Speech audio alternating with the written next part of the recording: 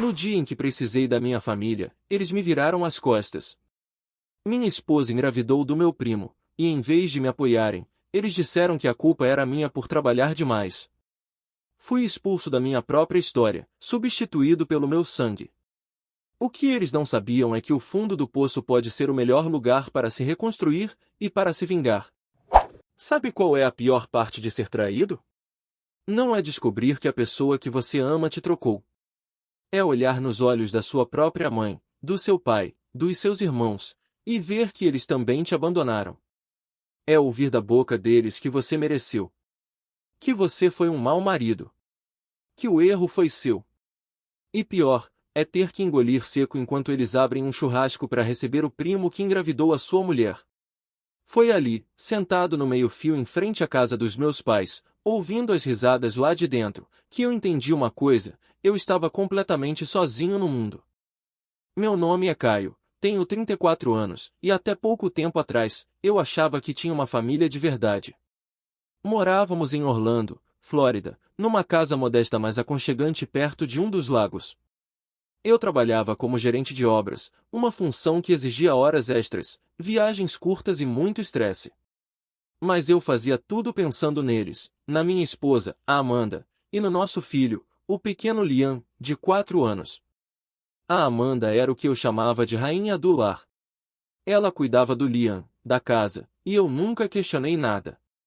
Confiança cega. Meu primo, o Bruno, morava na mesma cidade. Ele era mais novo, descolado, trabalhava como personal trainer e vivia na academia. Sempre fomos próximos, como irmãos. Ele vinha lá em casa, jogava videogame comigo, brincava com o Liam. Era o tio Bruno querido por todos. A descoberta veio de um jeito estúpido, besta. Eu voltei de uma viagem de trabalho um dia antes do previsto. Uma obra em Tampa tinha terminado mais cedo. Comprei aquele sorvete de pistache que Amanda amava e cheguei em casa por volta das 22 horas. A caminhonete do Bruno estava na entrada da garagem. Legal, ele veio me fazer companhia, pensei ingênuo. Quando entrei, a casa estava silenciosa. Só um abajur aceso na sala. Deixei o sorvete na cozinha e subi as escadas. No quarto do Liam, a porta estava entreaberta. Vi meu filho dormindo, com a luz noturna dele acesa. Sorri. Fui para o meu quarto. A porta estava fechada. Coloquei a mão na maçaneta, mas algo me fez hesitar. Um som. Um sussurro. Coloquei o ouvido na porta. Ouvi a voz da Amanda, num tom que eu não ouvia há anos. Calma, ele só volta amanhã. Meu sangue gelou. Girei a maçaneta e entrei. A cena está gravada a ferro e fogo na minha mente. Os dois na minha cama, embrulhados no meu lençol. O Bruno, meu primo, pulou da cama igual um rato assustado. A Amanda arregalou os olhos e puxou o cobertor. O silêncio durou uma eternidade. Eu não conseguia falar. Só olhava. O Bruno balbuciou um Caio, cara, não é o que você está pensando, enquanto vestia a calça às pressas. A Amanda começou a chorar, dizendo que tinha sido um erro, que estava confusa. Eu não bati neles. Não gritei. Senti um vazio tão grande que parecia que tinham arrancado meu peito com uma colher. Apontei para a porta e disse com uma voz que não parecia minha: saiam da minha casa. Agora. O Bruno passou por mim de cabeça baixa. A Amanda ainda tentou falar, mas eu repeti: sai. Ela saiu atrás dele. Fiquei ali, parado no meio do quarto, olhando para a cama desfeita. Lembro de ter sentado no chão e ficado assim até o sol nascer, ouvindo o choro do Liam no quarto ao lado. Nos dias seguintes, fui morar num hotel vagabundo perto do trabalho. O que mais doía era pensar no Liam. Eu não conseguia nem olhar para ele sem lembrar daquela cena. A Amanda levou ele para a casa da minha mãe, dizendo que eu estava confuso e agressivo. Minha mãe, Dona Célia, me ligou no segundo dia. Caio, meu filho, o que é isso que a Amanda está me contando? Você expulsou ela de casa? Com o Liam, a voz dela já vinha em tom de acusação. Contei a verdade, esperando apoio. Mãe, eu peguei ela com o Bruno. Na minha cama. Silêncio. Depois, um suspiro profundo. Ah, Caio. Você tem certeza? Porque o Bruno me disse que foi um mal-entendido. Que ela estava triste, e ele foi consolar. Você não pode destruir uma família por ciúme. O chão se abriu. Mal-entendido, mãe? Ele estava pelado na minha cama. Ela também. Que tipo de consolo é esse? Meu pai, seu Jorge, entrou na linha. A voz grave e autoritária. Chega, Caio. Você acha que é fácil para a mulher ficar sozinha? Você vive viajando, larga ela aí, sozinha com uma criança. O Bruno estava lá, ajudando. Você criou isso na sua cabeça. Vai pedir desculpa para sua esposa. Foi um tapa na cara. Eu não podia acreditar. A traição tinha virado culpa minha. Fui até a casa dos meus pais para conversar pessoalmente. Cheguei e encontrei um cenário de filme de terror. A Amanda estava no sofá, com o Lia no colo, minha mãe fazendo café, meu pai lendo o jornal, e o Bruno estava no quintal, churrasqueando umas carnes. Que porra é essa? Perguntei, entrando. Minha mãe me puxou pelo braço. Calma, filho. A gente resolveu conversar em família. A Amanda tá arrependida. O Bruno também. Eles erraram, mas você tem que perdoar. É sangue do nosso sangue. Perdoar? Mãe, ele é meu primo. Nesse momento, a Amanda levantou. Olhou nos meus olhos, sem nenhum vestígio de culpa. Caio, você não estava aqui. O Bruno me deu atenção. Se você tivesse sido um marido de verdade, nada disso teria acontecido. Meu pai fechou o jornal. Ela tem razão, rapaz. Você nunca estava em casa. Agora, chega de frescura. Senta aí, come um carneiro e vamos resolver isso como uma família unida. Unida. Eles estavam unidos. Contra mim. Saí de lá andando, em choque. Liguei para minha irmã, a Patrícia, que morava em Miami. Desabafei. A resposta dela foi a pá de cal. E, Caio, deixa de ser dramático. A Amanda é uma boa moça. E o Bruno sempre foi o queridinho da família, você sabe disso. Se eles estão te dando uma chance de perdoar, por que você não aceita? Naquele momento, a ficha caiu. Eu não era o filho querido. Eu era o provedor, o que pagava as contas, mas o Bruno era o queridinho. O carismático. O bonito. E a Amanda tinha escolhido o lado vencedor. A minha família inteira, de sangue, tinha feito a mesma escolha. Fiquei sozinho. Totalmente sozinho. No hotel, comecei a beber todas as noites, remoendo a injustiça. Até que, 3 meses depois, recebi uma ligação da Amanda. A voz dela estava diferente, mais dura. Caio, preciso te falar uma coisa. Tô grávida. É do Bruno. Senti o mundo desabar de novo. Mas ela continuou, com um tom de desprezo que doeu mais que a notícia, e a gente vai ficar juntos. Inclusive, vou entrar com o divórcio e vou pedir a guarda total do Liam. E a pensão? Meu advogado vai entrar em contato. Antes que eu pudesse responder, ela desligou. Na semana seguinte, fui intimado. E no tribunal, estava minha família. Meus pais estavam sentados no banco atrás da Amanda e do Bruno. Minha mãe segurava a mão dela. Meu pai deu um tapinha nas costas do Bruno, como quem parabeniza. Eu entrei sozinho. Olhei para eles, buscando um olhar de apoio. Minha mãe desviou o rosto. Meu pai me encarou com desprezo. A Patrícia nem estava lá. O juiz leu o acordo, divisão dos bens, ela ficou com a casa, claro, guarda compartilhada do Liam, e uma pensão provisória. Enquanto eu assinava os papéis, só consegui pensar, era isso. Eles me mataram. E ninguém vai fazer nada. Saí do fórum arrasado. Sentei nos degraus da entrada, a cabeça entre as mãos. Foi quando senti uma sombra na minha frente. Levantei os olhos. Era um homem mais velho, terno bem cortado, cabelos grisalhos. Ele me entregou um cartão. Caio, certo. Meu nome é Robert. Eu estava no tribunal. Caso de família. Sei como é. Se um dia você quiser virar o jogo e mostrar a eles o verdadeiro significado da palavra família, me liga. Sou advogado. Mas não desses comuns. Eu trabalho com reviravoltas. Ele piscou e foi embora. Olhei para o cartão. Escrito em letras douradas, Robert Harrison, investidor e consultor estratégico. Não era um escritório de advocacia comum. Guardei o cartão no bolso e, pela primeira vez em meses, senti algo diferente da dor. Senti uma faísca. Uma vontade de não aceitar aquilo calado. Mas o que eu poderia fazer contra todos eles? Eu estava quebrado, sozinho e sem rumo. Durante semanas, o cartão de Robert queimou no meu bolso. Eu estava num buraco negro.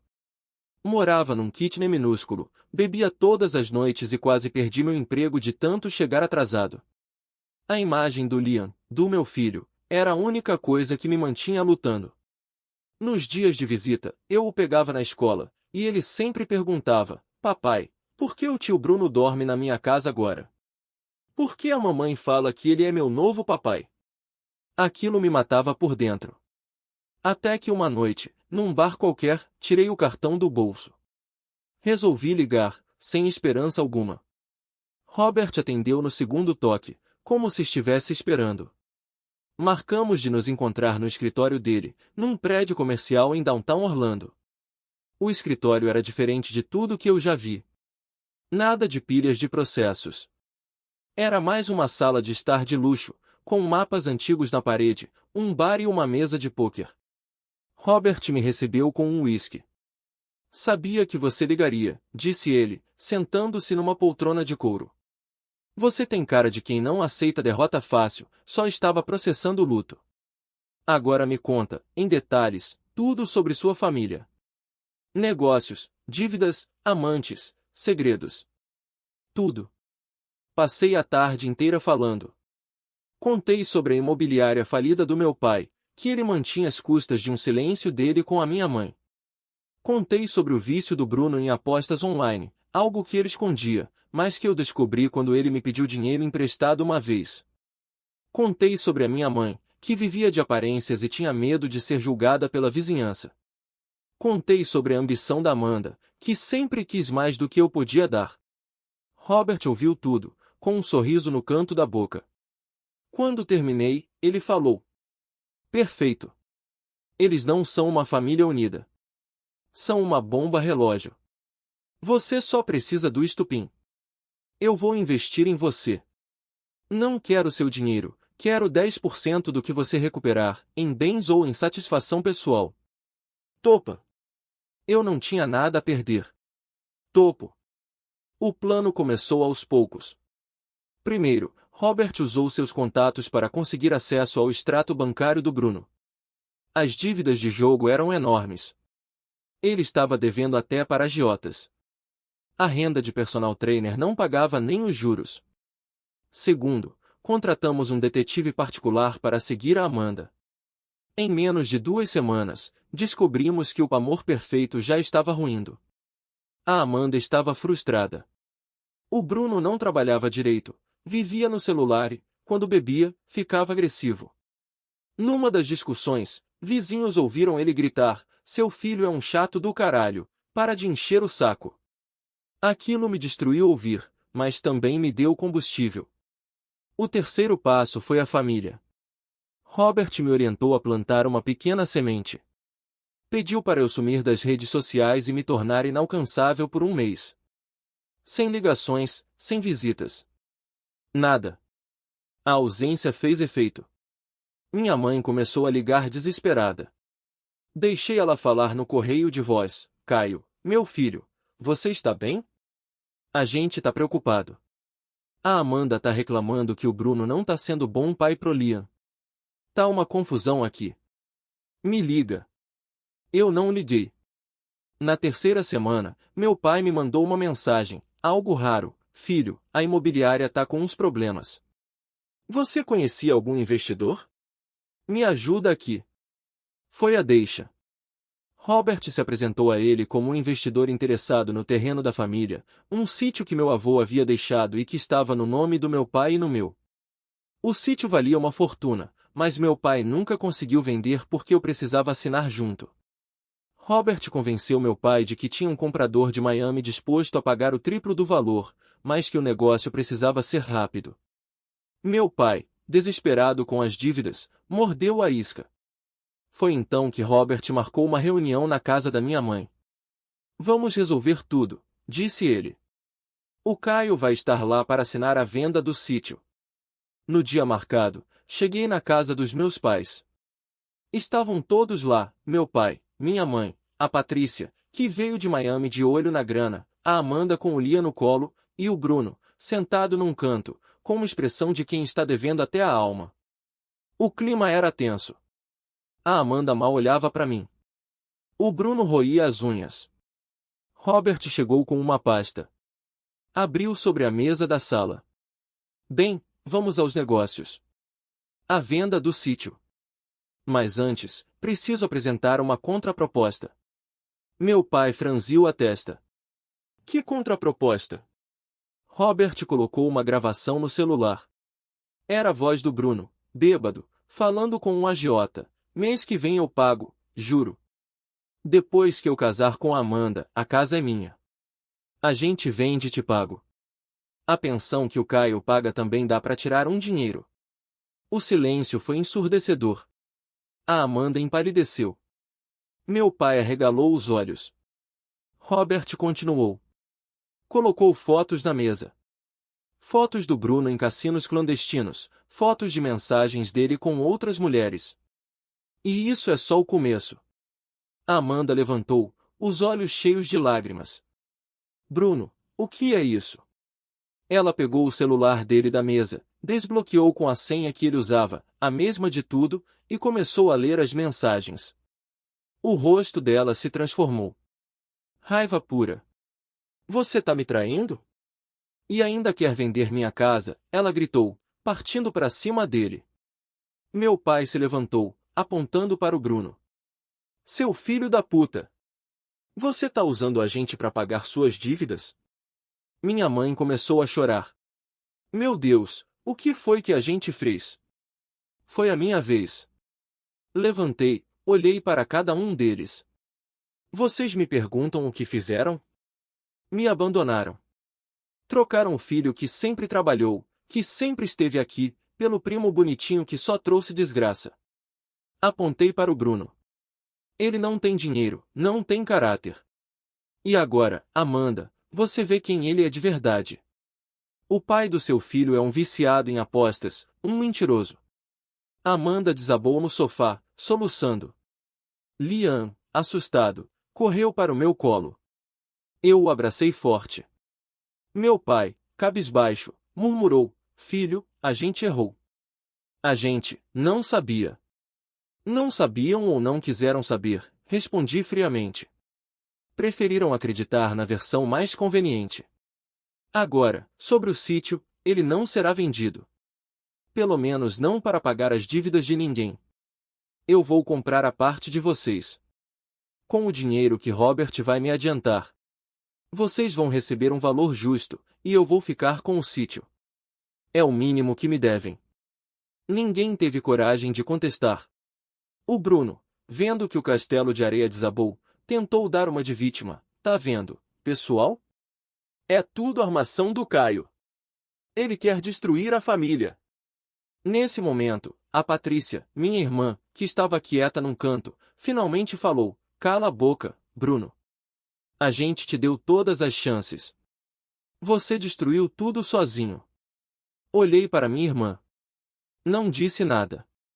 O apoio dela veio tarde demais para fazer diferença. Na semana seguinte, o divórcio foi finalizado. Dessa vez, com outros termos. A Amanda, humilhada e sem ter para onde correr, o Bruno foi preso por agiotagem e fraude alguns dias depois, aceitou a guarda compartilhada sem questionar e pediu para voltar a morar na casa que era nossa, mas agora pagando aluguel para mim. Eu fui generoso, cobri apenas as taxas de condomínio. Meus pais vivem me ligando, tentando se aproximar do Liam, mas eu controlo as visitas. Eles nunca mais terão o acesso irrestrito que tinham. A confiança, para mim, morreu ali. Hoje, moro com o Liam num apartamento novo, perto de um bom colégio. Nos fins de semana, vamos para o sítio, que agora é só nosso. Planto árvores com ele, conto histórias e o vejo crescer longe daquele ambiente tóxico. Quanto a Robert, pagamos o combinado. Ele se tornou mais que um investidor, um amigo. Um dia, tomando uma cerveja, ele me perguntou: "Você se sente vingado?" Olhei para o Liam, brincando no quintal. Pensei na minha família, agora distante, remoendo o erro que cometeram. Pensei na Amanda, presa num casamento falido que ela mesma escolheu. Respirei fundo. Sinto. Mas não pelo que fiz a eles.